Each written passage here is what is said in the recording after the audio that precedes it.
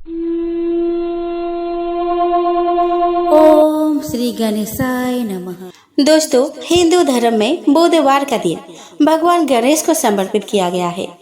ऐसी मान्यता है कि जो व्यक्ति इस दिन सच्चे मन से विघ्नहर्ता गणपति जी की उपासना और उपवास करता है, उसके जीवन के सभी कष्ट दूर हो जाते हैं। इस व्रत के प्रभाव से व्यक्ति के जीवन में सुख शांति आती है। इस व्रत को 7 वार के जोड़े में करना फलदायी माना जाता है। इतना ही नहीं, बुधवार व्रत करने से बुध ग्रह भी मजबूत होते हैं। पौराणिक मान्यता के अनुसार बुधवार व्रत की शुरुआत किसी भी महीने के शुक्ल पक्ष के बुधवार से कर सकते हैं। हालांकि इस व्रत को शुरू करने के लिए सबसे शुभ समय विशाखा नक्षत्र युक्त बुधवार माना गया है। इस व्रत का पालन 7 या 21 बुधवार तक विधिवत करना चाहिए। आखिरी व्रत वाले दिन नियम अनुसार उद्यापन करना चाहिए। ध्यान रहे, पितृ पक्ष में इस व्रत की शुरुआत नहीं करें। दोस्तों, बुधवार के दिन सुबह जल्दी उठकर सबसे पहले अपने घर की सफाई कर ले, फिर स्नान करके हरे रंग के कपड़े पहने। इसके बाद भगवान गणेश की पूजा करें। भगवान गणेश को धूप, दीप, कपूर, चंदन और फूल अर्पित करें। भगवान गणेश को दुर्वा घास अवश्य चढ़ाए। भगवान गणेश के मंत्रों का जप करें। गणेश जी की आरती उतारे। बुधवार व्रत कथा पढ़ना बिल्कुल भी ना भूले और अंत में गणेश भगवान को लड्डुओं का भोग लगाए। तो आइए दोस्तों, अब हम श्रवण करें बुधवार व्रत कथा की। तो दोस्तों, इस कथा के अनुसार एक समय की बात है। समतापुर नगर में मधुसूदन नाम का एक व्यक्ति रहता था। उसका विवाह पास के ही नगर बलरामपुर की रहने वाली संगीता से संपन्न हुआ था। वह देखने में बहुत ही सुंदर और सुशील थी। एक दिन मधुसूदन अपनी पत्नी को लाने के लिए ससुराल पहुंचा। वह उसी दिन अपने पत्नी को विदा करने की जिद पर अड़ गया, लेकिन उस दिन बुधवार था। पत्नी के घर वाले उसे समझाने लगे कि बुधवार के दिन यात्रा करना बहुत ही अशुभ होता है, पर वह नहीं माना। संगीता के घर वालों को उसे बुधवार के दिन ही विदा करना पड़ा। इस तरह वे दोनों बैलगाड़ी में बैठकर जाने लगे। कुछ दूरी तय करने के बाद रास्ते में बैलगाड़ी का एक पहिया टूट गया। फिर दोनों गाड़ी से उतरकर पैदल यात्रा करने लगे। इसी बीच संगीता को बहुत प्यास लगी। तभी मधुसूदन पानी लेने गया। जब वह पानी लेकर लौटा तो वह हैरान रह गया। उसने देखा कि उसकी पत्नी के साथ उसका कोई हमशक्ल बैठा है। पास जाकर उसने अपने हमशक्ल से पूछा कि तुम कौन हो। इस पर उस आदमी ने कहा कि उसका नाम मधुसूदन है और वह संगीता का पति है। इस पर मधुसूदन भड़क गया और बोला कि यह झूठ है। असली मधुसूदन तो मैं ही हूँ। मैं संगीता के लिए पानी लेने गया था। इस पर हमशक्ल ने कहा कि वह तो पानी लाकर संगीता को पिला भी दिया है। अब इनमें संगीता के असली पति होने को लेकर झगड़ा होने लगा। तभी उस नगर के राजा का एक सिपाही वहां पे पहुंचा। उन्होंने संगीता से पूछा कि तुम्हारी असली पति कौन है। तब वह खुद दुविधा में पड़ गई। इस पर संगीता ने कोई जवाब नहीं दिया। फिर सिपाहियों ने उनको राजा के दरबार में पेश किया। पूरी कहानी सुनने के बाद दोनों को राजा ने जेल में डालने का आदेश दे दिया। घबराया हुआ मधुसूदन इसके बाद बुद्धदेव को याद कर उनसे क्षमा मांगने लगा। इसके बाद वह आकाशवाणी हुई कि मधुसूदन, तुमने संगीता के घर वालों की बात नहीं मानी और बुधवार को यात्रा किया। तुम्हारे इस अरियल बर्ताव से भगवान बुद्धदेव काफी नाराज है। उन्होंने ही ऐसी दुविधा पैदा कर दी है। तब मधुसूदन ने नम्र आवाज में कहा कि हे महाराज, मुझसे बड़ा गलती हो गई है। आज के बाद मैं कभी बुधवार को यात्रा नहीं करूंगा और हमेशा बुधवार के दिन व्रत भी रखूंगा। क्षमा मांगने पर बुद्धदेव का क्रोध शांत हो गया। भगवान ने फिर मधुसूदन को क्षमा कर दिया। राजा के दरबार में मौजूद उसका हमशक्ल भी गायब हो गया। बुद्धदेव की कृपा से राजा ने फिर मधुसूदन और संगीता को विदा कर दिया। राजमहल से जैसे ही वे आगे बढ़े तो रास्ते में बैलगाड़ी भी सही सलामत मिल गई। दोनों एक साथ खुशी खुशी अपने नगर लौट आए। इसके बाद से वे हर बुधवार का व्रत रखने लगे। उनका जीवन सरल और सुखमय हो गया और कामकाज में भी उन्नति होने लगी। दोस्तों, प्राचीन काल की बात है। नैमिषारण्य अरण्य क्षेत्र में ऋषि महर्षि और साधु संतों का समाज जुड़ा था। उसमें श्री सूत जी भी विद्यमान थे।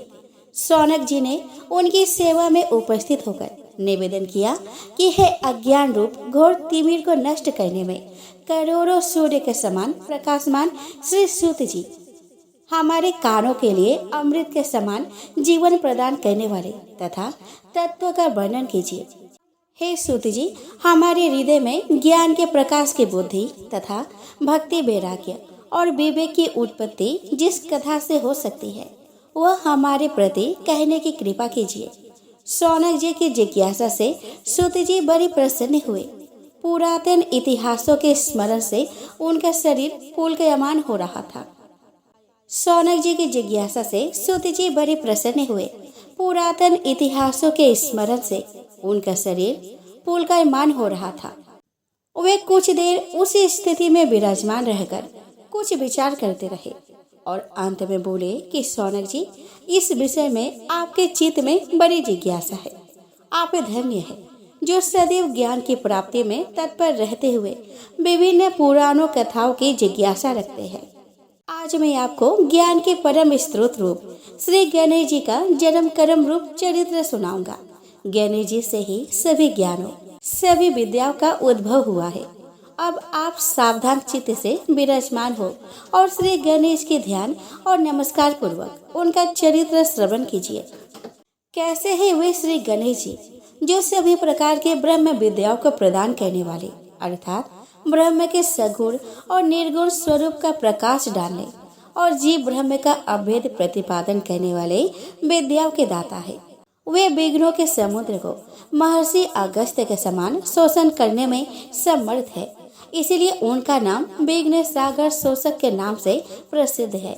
मैं उन भगवान श्री गणेश जी को नमस्कार करता हूँ। यह कहकर सूत जी कुछ समय के लिए मौन हो गए और फिर बोले कि शौनक जी, भगवान गणेश ही सर्वप्रथम पूजा प्राप्ति के अधिकारी है। किसी भी देवता की पूजा करो, पहले उन्हीं को पूजन होगा। शौनक जी ने निवेदन किया कि हे भगवान, हे सूत, सर्वप्रथम यह बताने की कृपा कीजिए कि गणेश जी को प्रथम पूजा का अधिकार किस प्रकार प्राप्त हुआ। इस विषय में मेरी बुद्धि मोह को प्राप्त हो रही है कि सृष्टि रचयिता ब्रह्मा जी, पालन करता भगवान नारायण और संहार करता शिव जी में से किसी को प्रथम पूजा का अधिकारी क्यों नहीं माना गया। यह त्रिदेव ही तो सबसे बड़ा देवता माने जाते हैं। सूत जी ने कहा कि शौनक जी, यह भी एक रहस्य ही है। देखो, अधिकार मांगने से नहीं मिलता, इसके लिए योग्यता होनी चाहिए। संसार में अनेकों देवी देवता पूजे जाते हैं। पहले जो जिसका इष्ट देव होता वह उसी की पूजा किया करता है। इससे बड़े देवताओं के महत्व में कमी आने की आशंका उत्पन्न हो गई। इस कारण देवताओं में परस्पर विवाद होने लगा। वे उसका निर्णय प्राप्त करने के लिए शिव जी के पास पहुँचे और प्रणाम करके पूछने लगे कि प्रभु, हम सब में प्रथम पूजा का अधिकारी कौन है। शिव जी सोचने लगे कि किसे प्रथम पूजा का अधिकारी माने। तब उन्हें एक युक्ति सूझी। वे बोले कि देवगण, इसका निपटारा बातों से नहीं तथ्यों से होगा। इसके लिए एक प्रतियोगिता रखनी होगी। देवगण उनका मुख देखने लगे। संकित हृदय से सोचते थे कि कैसी प्रतियोगिता रहेगी। यह शिव जी ने उनके मन के भाव ताड़ लिए, इसलिए सांत्वना भरे शब्दों में बोले कि घबराओ मत, कोई कठिन परीक्षा नहीं ली जाएगी। बस इतना ही कि सभी अपने अपने वाहनों पर चढ़कर संसार की परिक्रमा करो और फिर यहाँ लौट आओ। जो पहले लौटेगा वही सर्वप्रथम पूजा का अधिकारी होगा। अब क्या देर थी, सभी अपने अपने वाहन पर चढ़कर दौड़ पड़े। किसी का वाहन गजराज था तो किसी का सिंह, किसी का भैंसा तो किसी का मृग, किसी का हंस तो किसी का उल्लू, किसी का अश्व तो किसी का श्वान। अभिप्राय यह कि वाहनों की विविधता के दर्शन उस समय जितने भली प्रकार से हो सकते थे उतने अन्य समय में नहीं। सबसे गया बीता वाहन गणेश जी का था और वह था मूषक। उसे चूहा भी कहते हैं। ऐसे वाहन के बल भरोसे इस प्रतियोगिता में सफल होना तो क्या, सम्मिलित होना भी हास्यास्पद था। गणेश जी ने सोचा कि छोड़ो, क्या होगा प्रतियोगिता में भाग लेने से, हम तो यहाँ बैठे रहकर ही तमाशा देखेंगे। वे बहुत देर तक विचार करते रहे। अंत में उन्हें एक युक्ति सूझी।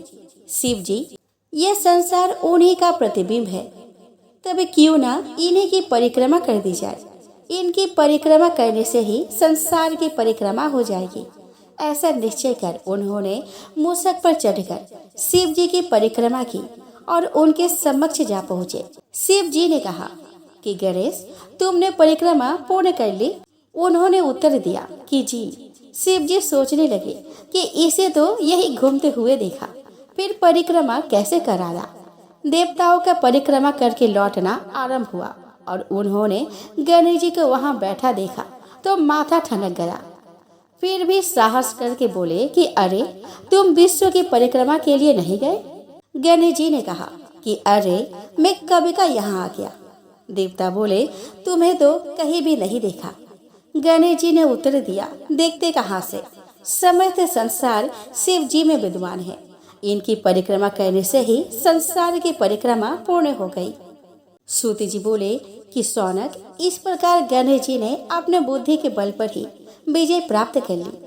उनका कथन सत्य था, इसीलिए कोई विरोध करता भी कैसे। बस उसी दिन से गणेश जी की प्रथम पूजा होने लगी।